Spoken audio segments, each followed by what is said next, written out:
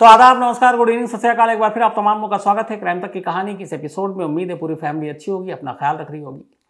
आज की कहानी शुरू करूं उससे पहले एक बार फिर आपको बता दूं कि ऐसी तमाम कहानियां, दिलचस्प कहानियां, अलग अलग सब्जेक्ट की कहानियां, बायोग्राफी, ऑडियो बायोग्राफी आप कुकू FM ऐप पर भी सुन सकते हैं। तो कुकू FM ऐप पर जाइए, अपनी पसंद की कहानियां सुनिए। क्राइम तक फैमिली के लिए क्राइम 50 है, डिस्क्रिप्शन पर लिंक है, ज़्यादा वहाँ जानकारी और ऐसी तमाम अनगिनत कहानियों में खासतौर पर चंबल और बीहड़ के बारे में अगर आपकी दिलचस्पी हो तो कुकू FM ऐप पर चंबल घाटी डकैत एंड पुलिस ये कहानी भी है। बड़ी मज़ेदार कहानी है। हालांकि ये कहानी आप चाहें तो कुकू FM ऐप पर सुन सकते हैं। तो कुकू FM ऐप पर भी अपनी कहानी सुने, अपने पसंद की कहानियां सुने। अब आते हैं आज की कहानी के ऊपर। पिछले 2-3 दिनों से बहुत सारे लोगों के मेल आ रहे थे और मैं इस कहानी को इसलिए नहीं सुना पा रहा था, बल्कि इसको कहानी कहना भी ठीक नहीं होगा क्योंकि बहुत सारी चीज़ें साफ नहीं थी, क्लियर नहीं थी। लेकिन कल शाम होते होते तमाम चीज़ें साफ हो गई, क्लियर हो गई और आज तो खैर सब कुछ खुलासा हो गया। कहानी उत्तराखंड की एक 19 साल की लड़की की है। एक बेहद अफसोसनाक कहानी जिसने न सिर्फ उत्तराखंड के लोगों को बल्कि देश में जिसने भी सुना है झकझोर कर रख दिया है। उत्तराखंड को हम लोग देवभूमि भी कहते हैं। मेरा तो बहुत ही करीबी रिश्ता भी है उत्तराखंड से और ये भी है कि उत्तराखंड के लोग, पहाड़ी लोग, बड़े सीधे शरीफ होते हैं और कई बार ये बातें भी होती हैं कि जो आज के दौर में जिस तरीके से जुर्म अपने पांव पसार रहा है, कम से कम कुछ इलाके ऐसे हैं देश में जो अछूते हैं इससे, और उसमें इस देवभूमि का भी जिक्र आता है। लेकिन शायद ये गलत है। जो गलत सोच रखते हैं और इस तरह की चीज़ें करते हैं वो शायद अपने देश में हर जगह पहुंच चुके हैं। और ये कहानी ऐसी एक कहानी है जिसमें कैसे एक ताकतवर मंत्री का बेटा, एक मासूम लड़की जो भी अपना करियर शुरू करने जा रही थी, बड़े सारे उसके सपने थे और उसकी ज़िंदगी और सपने पहले ही सब कुछ एक तरह से टूट गए, बिखर गए, रुक गए। कहानी अंकिता भंडारी की है। कहानी कुछ यूँ है कि अंकिता भंडारी उत्तराखंड के पौड़ी इलाके की, उत्तराखंड में आप जानते हैं 2 जगह है, एक पौड़ी और एक गढ़वाल, उसी में बाकी तमाम इलाका सिमटे हुए हैं। तो इसी पौड़ी के एक श्रीकोट गांव है, बहुत ही दूर दराज। उत्तराखंड के ज़्यादातर दूर दराज के गांव बड़े पिछड़े हुए भी हैं, बड़ी मुश्किल भरी ज़िंदगी होती है इनकी। तो इसी श्रीकोट गांव में पैदा हुई 19 साल की जो अब हो गई अंकिता भंडारी। एक साधारण परिवार, लोअर मिडिल क्लास आप कह सकते हैं, लेकिन बचपन से पढ़ाई लिखाई में तेज़, सपने भी बड़े थे। 12वीं तक उसने पढ़ाई की और 12वीं के बाद अब ये था कि कॉलेज जाना और क्या कोर्स करना है। तो अंकिता का शौक़ था होटल मैनेजमेंट का कोर्स करना। माँ बाप ने उसकी इस ख्वाहिश को पूरी की और उसे होटल मैनेजमेंट का काम, जो कोर्स था, वो करवाया। अब 12th के बाद 1 साल का होटल मैनेजमेंट का कोर्स डिप्लोमा किया। इसी दौरान में फिर वो आगे कुछ करती, तब तक कोरोना ने देश में दस्तक दे दी। कोरोना का असर उत्तराखंड के लोगों पर भी पड़ा। तमाम स्कूल, कॉलेजेस, यूनिवर्सिटी, इंस्टीट्यूट जितने थे सब बंद हो गए। वर्क फ्रॉम होम शुरू हो गया, घर से ही क्लासेस लगने लगी। ऐसे में बहुत सारी मुश्किलें भी आई। उत्तराखंड ख़ासतौर पर टूरिज़्म के ऊपर भी डिपेंडेंट है, तो टूरिज़्म पे भी बहुत असर पड़ा। पर धीरे धीरे 21 और 22 का साल लगभग जब ख़त्म होने लगा और 22 आया, कोरोना थोड़ा कमज़ोर हुआ, कोरोना की दहशत थोड़ी कम हुई, दुनिया फिर से पटरी पर लौटने लगी और फिर से अब अंकिता ने अपने सपने को पूरा करने की ठानी। अगस्त, अभी लास्ट मंथ, पिछले महीने की बात है, 18 अगस्त की तारीख थी। अंकिता ने चूँकि होटल मैनेजमेंट का काम किया, उसने कहा कि कुछ एक्सपीरियंस के लिए कहीं छोटी मोटी जगह पर काम करें। इत्तेफाक से उसे अपने एक जानने वाले के ज़रिए पता चला कि हरिद्वार और ऋषिकेश से करीब 8 किलोमीटर दूर एक रिजॉर्ट है और उस रिजॉर्ट में एक रिसेप्शनिस्ट की जगह खाली है। वनंत्रा इस रिजॉर्ट का नाम था।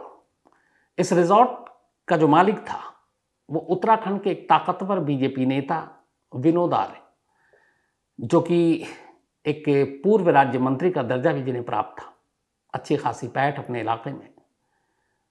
तो उनका बेटा पुलकित आर्य, उसने 2017 में ऋषिकेश से करीब 8 किलोमीटर दूर हाईवे से अंदर जंगल में, घने जंगलों के बीच एक रिजॉर्ट बनाया जिसका नाम वनंत्रा रखा। 2018 में इसका काम शुरू हुआ था, बल्कि 17 में।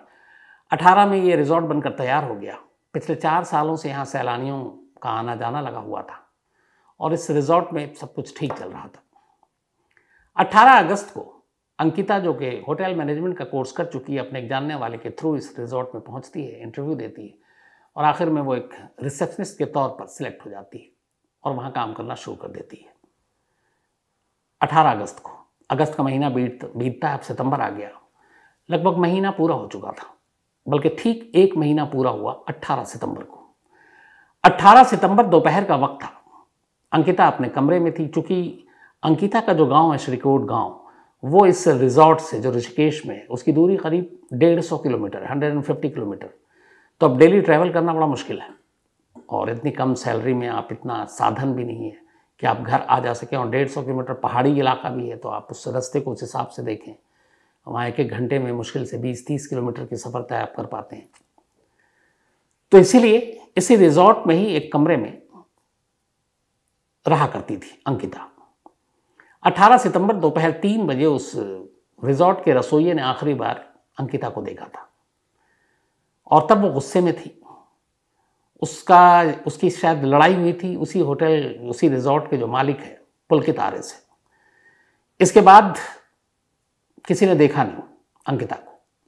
18 सितंबर की तारीख चली गई। 19 सितंबर की सुबह करीब 11 बजे के आसपास इस रिजॉर्ट का ओनर पुलकित आर्य वहाँ लोकल पुलिस स्टेशन में जाता है और वहाँ जाकर एक रिपोर्ट लिखाता है। रिपोर्ट ये कि कल शाम तक अंकिता रिजॉर्ट में ही थी, सब कुछ ठीक था, लेकिन फिर रात को वो अपने कमरे में सोने गई और सुबह जब उसको ड्यूटी पर रिसेप्शन पर बैठना था वो गायब थी और कहाँ गई, उसका मोबाइल भी बंद है, तो कुछ पता नहीं है और इसलिए उसकी हम गुमशुदगी की रिपोर्ट लिखाने आए।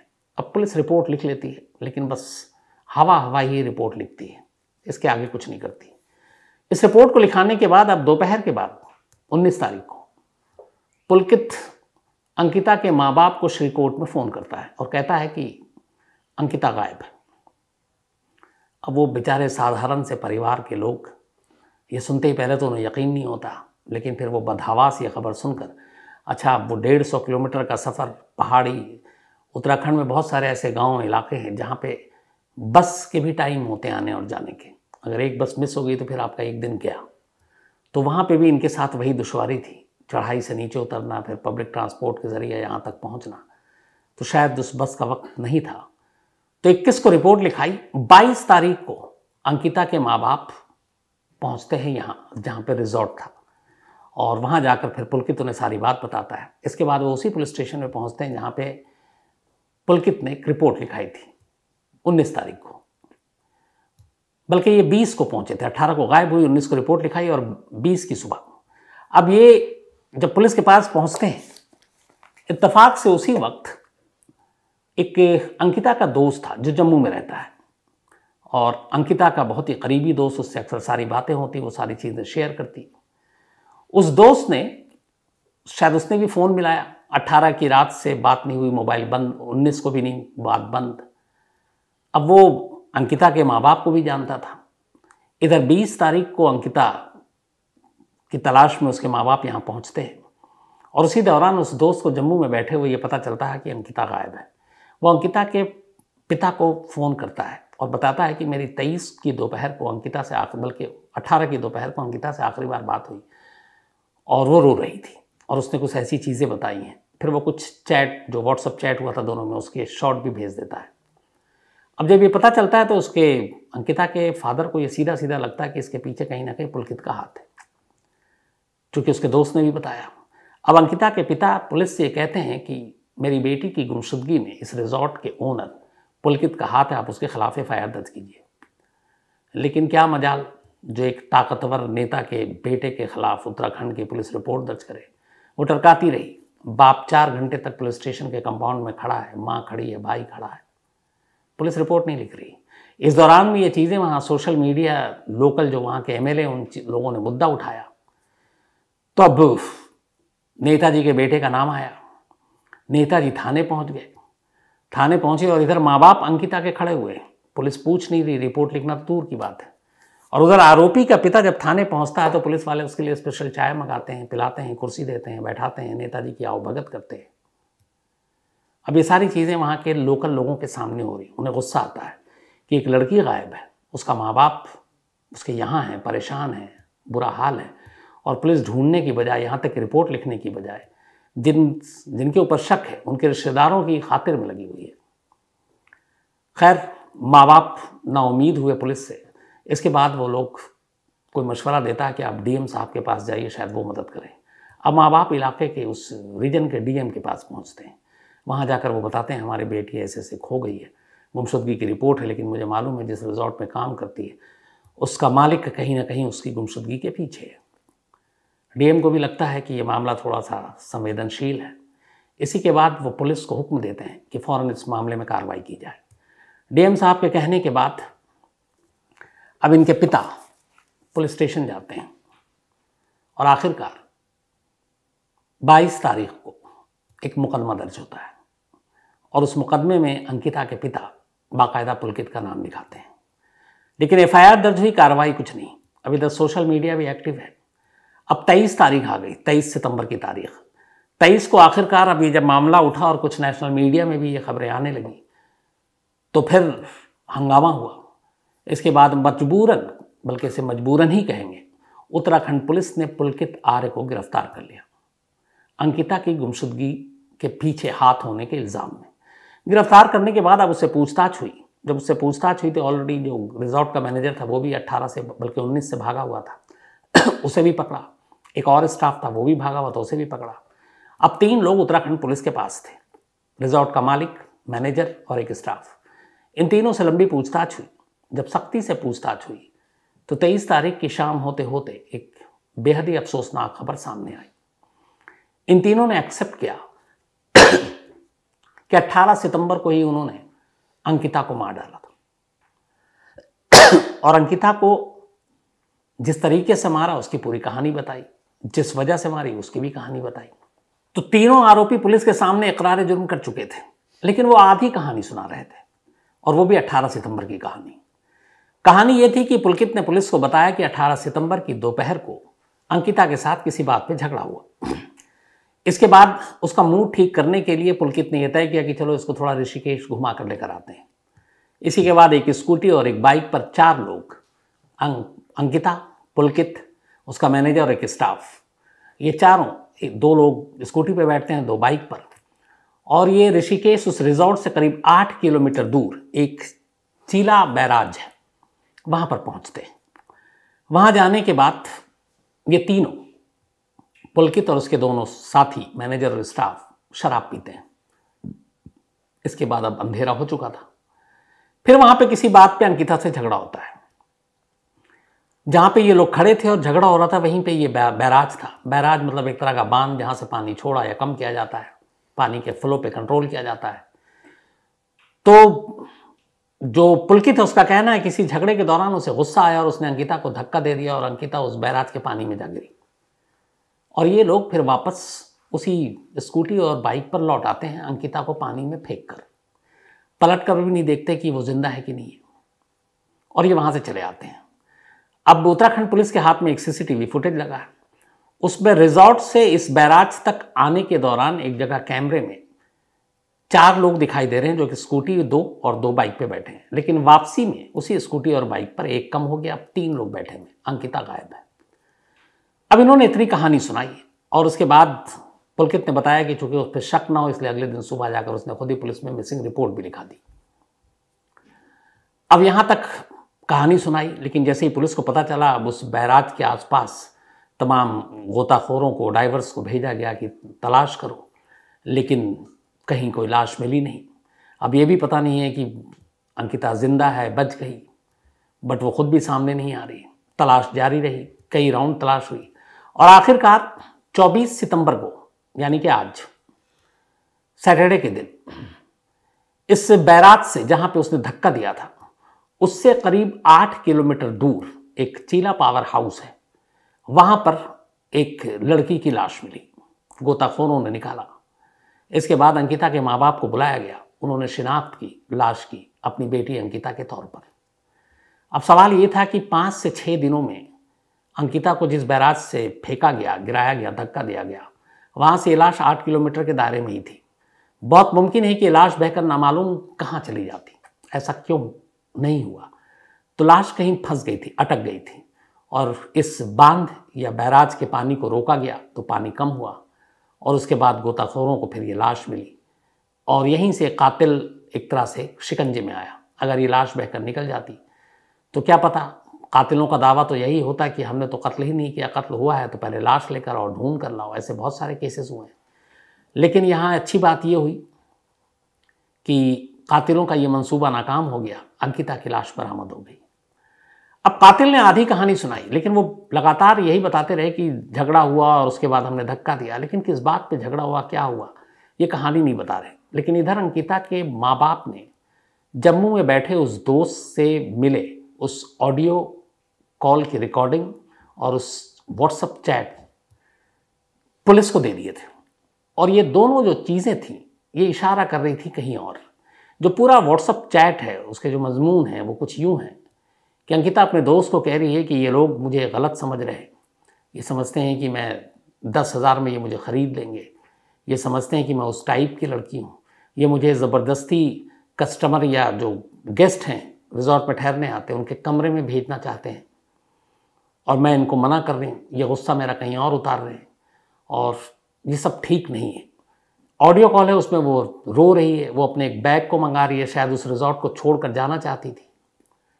तो अभी तक की जो पुलिस की इन्वेस्टिगेशन है और जो वहाँ के डीजीपी हैं उन्होंने खुद रिकॉर्ड पे ये कहा है वो ये है कि इस रिजॉर्ट को शुरू तो किया गया था चलाने के लिए, लेकिन शायद रिजॉर्ट उतना चला नहीं है। एक तो 8 किलोमीटर मतलब हाईवे से अंदर जंगल के अंदर है, तो शायद नेताजी के बेटे ने इस रिजॉर्ट में दुनिया का सबसे पुराना धंधा शुरू करने का फैसला किया, यानी जिसमें फरोशी का।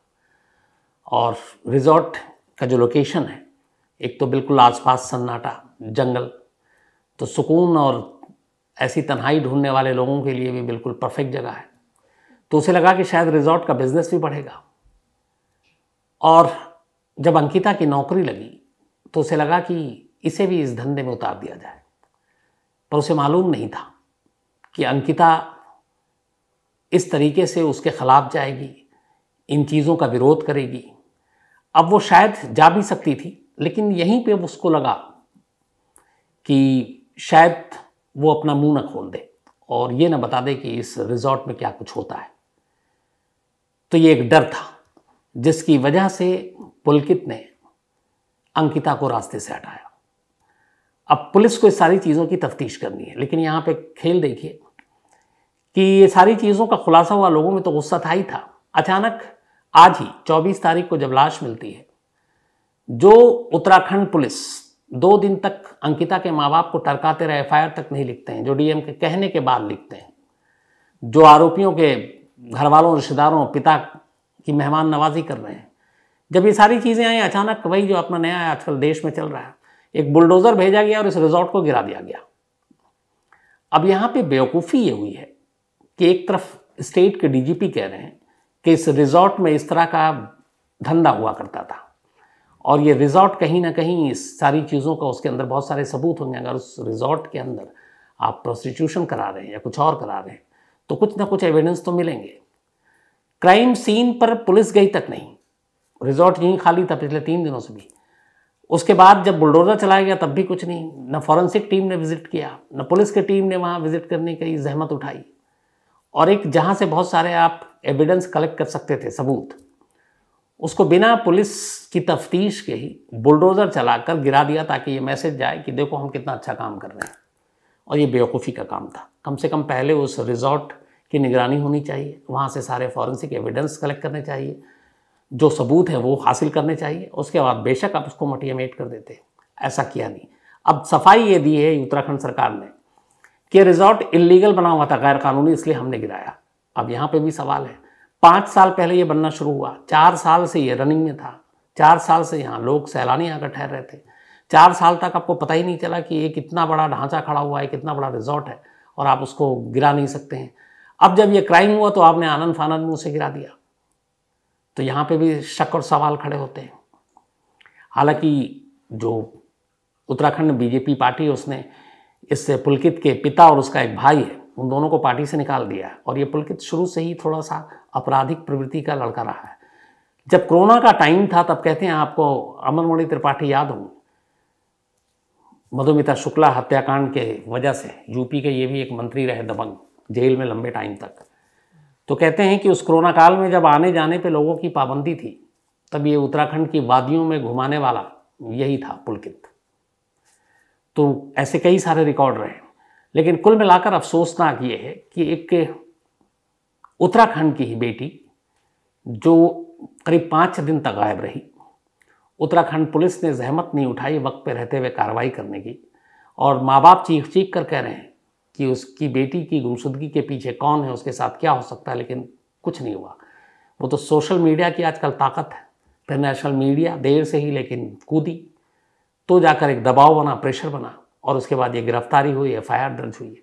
लेकिन अभी भी ये मामला ख़त्म नहीं हुआ है, क्योंकि ये याद रखिए कि जिस शख्स को पुलिस ने पकड़ा है वो एक ताकतवर शख्स का बेटा है, जिसकी उत्तराखंड में अच्छी खासी पैठ है। अब हम मीडिया वालों की भी एक आदत होती है कि हम लोग जब कोई खबर होती है तो खूब शोर करते हैं, लगातार दिखाते हैं, लेकिन जैसे ही धीरे धीरे वक्त बीतता हम उसको भूलते जाते हैं, और उसी भूलने की वजह से कई ऐसी कहानियां हैं जो कब पलट जाती हैं किसी को पता ही नहीं चलता। तो अभी तो मामला गर्म है, सब कुछ हो रहा है, सभी मुख्यमंत्री कह रहे हैं हम कड़ी कार्रवाई करेंगे, DGP कह रहे हैं हम नहीं छोड़ेंगे, पिता कह रहा है आरोपी का कि जो सज़ा होनी चाहिए मिलनी चाहिए मिले। लेकिन केस की जब जांच होगी और जब चार्जशीट दाखिल होगी तब असली नीयत और चीज़ें समझ में आएंगी कि क्या इतना ठोस एविडेंस और इतनी सॉलिड चीज़ें पुलिस अपने इन्वेस्टिगेशन में अदालत तक ले जाएगी जिससे इन लोगों को कड़ी सज़ा दिलाई जा सके, या फिर इसके लूपहोल्स को पकड़ करके इसे इतना हल्का कर दिया जाएगा कि ये सब आसानी से बरी हो जाएंगे और किसी को भनक भी नहीं लगेगी, किसी को पता भी नहीं चलेगा कि अंकिता भंडारी के कातिलों का हुआ क्या। तो ऐसा होना नहीं चाहिए, और इसलिए ज़रूरी है कि ऐसे केस पे बारीक से बारीक लोगों की नज़रें होनी चाहिए।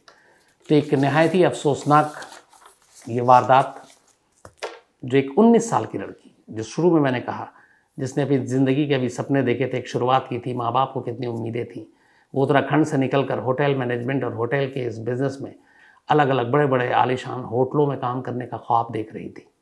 बट ये सब कुछ अधूरा रह गया क्योंकि कुछ लोग गलत चीज़ों, गलत रास्तों पे चले थे और वो उसे भी गलत रास्ते पर ले जाने की कोशिश कर रहे थे। तो आज कहानी में इतना ही, लेकिन आपसे वादा है कि इस कहानी पे लगातार मेरी नज़र होगी, इस पूरी इन्वेस्टिगेशन के दौरान भी होगी, चार्जशीट जिस दिन दाखिल होगी उस दिन भी मैं वादा करता हूँ कि इसके ऊपर पूरी नज़र रखूँगा, उसमें क्या कुछ हुआ है आप तक ज़रूर पहुँचाऊँगा ताकि इस केस को इसके अंजाम तक पहुँचाया जा सके। तो आज कहानी में इतना ही, लेकिन कहानी ख़त्म करूँ उससे पहले वही अपना सिलसिला। आज बंशी खिमजी सांगर, इनका जन्मदिन है, तो हैप्पी बर्थडे बंशी। और ये राजेश खिमजी की बहन है। साथ ही शर्मिष्ठा बेन का भी आज बर्थडे है, तो हैप्पी बर्थडे शर्मिष्ठा जी। और विजय सोबरा ने भेजा है। इसके अलावा प्रियांशु, इनका कल जन्मदिन है, कल संडे कहानी होती नहीं, तो हैप्पी बर्थडे प्रियांशु एडवांस में। और कुमार निशान, वो बल्कि कुमार निशात, इन्होंने भेजा, इनकी पत्नी है और ये जॉर्जिया US से भेजा इन्होंने। स्नेहा दास का भी जन्मदिन है, तो हैप्पी बर्थडे स्नेहा, अनमोल ने भेजा है। इसके अलावा संस्कृति या फिर स्मृति, इनका भी बर्थडे है, तो हैप्पी बर्थडे संस्कृति या स्मृति, अंकुर ने भेजा है। इसके अलावा नीतीश कुमार बरेली से, इनका भी आज जन्मदिन है, हैप्पी बर्थडे नीतीश। सुभाष कुमार पांडे जी, 22 तारीख को था, बिलेटेड हैप्पी बर्थडे, भूल गया मैं। अभिमन्यु पांडे जी ने भेजा है, and thank you so much आपके मेल के लिए। इसके अलावा जानकी जी का भी आज जन्मदिन है, तो हैप्पी बर्थडे जानकी जी। और श्रीकांत, सुनीता और आराध्य ने भेजा है। इसके अलावा शहजान समीर शेख, इनका भी आज बर्थडे है, तो हैप्पी बर्थडे शहजान। और समीर R शेख ने भेजा, उनके बेटे हैं। साथ ही अतराई दत्ता, इनका भी आज बर्थडे है, तो हैप्पी बर्थडे अतराई। और आशीष सिंह ने भेजा है। आमिया बिधुरी का भी आज जन्मदिन है, तो हैप्पी बर्थडे आमिया जी। और सौरभ वाशनी ने भेजा, इनकी पत्नी है। इन्होंने ये भी लिखा है कि सर अब इतनी कहानियाँ सुनता हूँ कि बीवी ने धमकी दी है कि डिवोर्स दे देंगे, तो ऐसा मत कीजिए, बीवी की भी बातें माना कीजिए, और कहानी जब फ्री हो या कोई काम ना हो तभी सुना कीजिए, ताकि बात तलाक तक ना जाए। इसके अलावा नेहा का भी आज जन्मदिन है, तो हैप्पी बर्थडे नेहा। और हैरी की वाइफ हैं ये। अरमान जाट, इनका भी आज बर्थडे है, तो हैप्पी बर्थडे अरमान। और पीनू ने भेजा है हिसार से। साथ ही प्रियंका, बल्कि सॉरी प्रियांश, इनका जन्मदिन कल है 25 को, तो एडवांस में हैप्पी बर्थडे प्रियांश। और ये अमिता बेन और अजय भाई गोयानी के बेटे हैं। इसके अलावा विश्वा, राजीबाई और लक्ष्मी बेन जी ने ये भेजा है। साथ ही आप में से बहुत सारे लोगों ने, जिसमें पंकज दास, सतपाल कठायत, गणेश रावत, अंशुल गुप्ता, विपुल बर्तवाल, हेमंत अजाबे, इसके अलावा दीपक सिंह, अधिकारी नरेंद्र सिंह नेगी, शुभम सिंह और कौशल पटेल अंकिता की कहानी के लिए आपने कहा था। जानवी पांडे जी ने भी कहानी की फरमाइश की है। इसके अलावा एफी ने कहानी की फरमाइश की है। अखिलेश दुबे जी ने भी कहानी की मांग की है। निशा सिंह सितारे, थैंक यू सो मच आपके मेल के लिए। अर्पणा संधू ये कनाडा से हैं और एक कहानी की इन्होंने फरमाइश की है। इसके अलावा नुजहत कौसर जी ने भी एक कहानी की फरमाइश की है। राजेश बदगोती जी ने भी एक कहानी की फरमाइश की है और ये बीमार भी हैं तो जल्दी आप अच्छे हो जाइए। थैंक यू सो मच आपके मेल के लिए राजेश। जुबैर शेख और अकबर नगर अमरावती से है ये। तो आप तमाम लोगों का शुक्रिया। अब आपसे मुलाकात होगी मंडे को रात 9 बजे किसी नई कहानी के साथ। तब तक अपना ख्याल रखिएगा। Thank you very much.